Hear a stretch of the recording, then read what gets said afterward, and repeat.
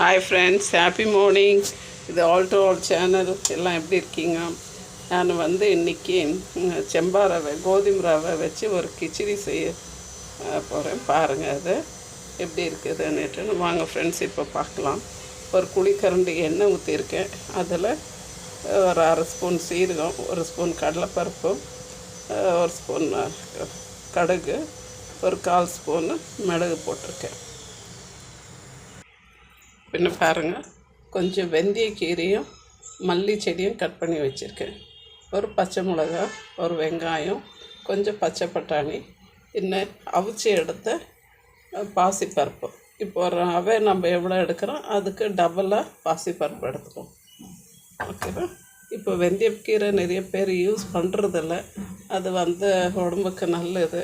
வெந்தயக்கீரை அதை நம்ம எல்லாத்துக்கும் பயன்படுத்தலாம். இந்த கஸ்தூரி மேத்தின்னுட்டுன்னு இப்போ நிறையவே இங்கேயும் நார்த்தில் தான் முந்தி இருந்தது. இப்போ இங்கேயும் நிறைய நம்ம கஸ்தூரி மேத்தி யூஸ் பண்ண ஸ்டார்ட் பண்ணிட்டோம். அது பச்சையாகவும் நம்ம யூஸ் பண்ணாக்கா நல்லாயிருக்கும். பாருங்க ஃப்ரெண்ட்ஸ், இப்போ நம்மளுடைய கடுகு உளுத்தம் பருப்பெல்லாம் நல்லா வெடித்து வந்துடுச்சு. இப்போ நான் வெங்காயமும் பச்சை மிளகாவும் போட்டிருக்கேன்.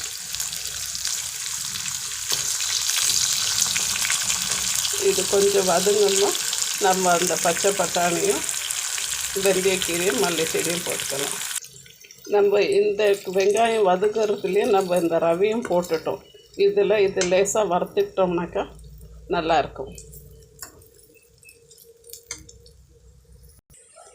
பாருங்க ஃப்ரெண்ட்ஸ், இப்போ நம்மளுடைய ரவை ப்ளஸ் அந்த மல்லி செடியும் வெந்தயக்கீரையும் நல்லா வதங்கிடுச்சு. இப்போ இந்த ரவைக்கு ஈக்குவலாக நம்ம தண்ணி எடுத்து வச்சுருக்கோம் 1:2. அந்த தண்ணியை கொஞ்சம் கொதிக்க வச்சு தண்ணியை இது மிக்ஸ் பண்ணிக்கலாம். அதே நேரத்தில் அந்த பாசிப்பருப்பை மிக்ஸ் பண்ணிவிட்டு ஃபஸ்ட்டு கொஞ்சம் கிளறி விட்டுட்டு அதுக்கப்புறமா நம்ம அந்த தண்ணியை மிக்ஸ் பண்ணிக்கலாம். உங்களுக்கு கொஞ்சம் அது கெட்டியாக இருக்கணும்னாக்கா நீங்கள் தண்ணி கரெக்டாக எடுத்துக்கோங்க. இல்லைனாக்கா கொஞ்சம் குழுன்னு வேணும்னாக்கா கொஞ்சம் தண்ணி எக்ஸ்ட்ரா ஊற்றிக்கலாம். கோதுமை ரவைக்கு ஆக்சுவலாக நிறைய தண்ணி வேறு பிடிக்கும். பின்ன வெந்தயக்கீரை உங்களுக்கு கசப்பு தராது. நிறைய போட்டிங்கனாக்கா தான் கசக்கும். கொஞ்சம் யூஸ் பண்ணிக்கிட்டாக்கா கசப்பு இருக்காது. இது ஹெல்த் வைஸ் நல்லது, குளிர்ச்சி கொடுக்கும். பின்ன வெந்தயக்கீரை சுகர் பேஷண்ட்டுக்கு ரொம்ப நல்லது.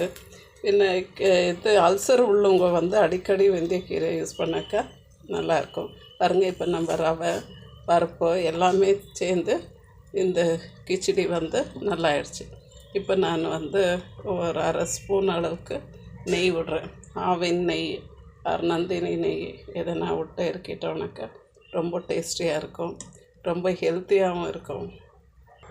பாருங்கள் ஃப்ரெண்ட்ஸ், நம்மளோட கிச்சடி ரெடி ஆகிடுச்சு.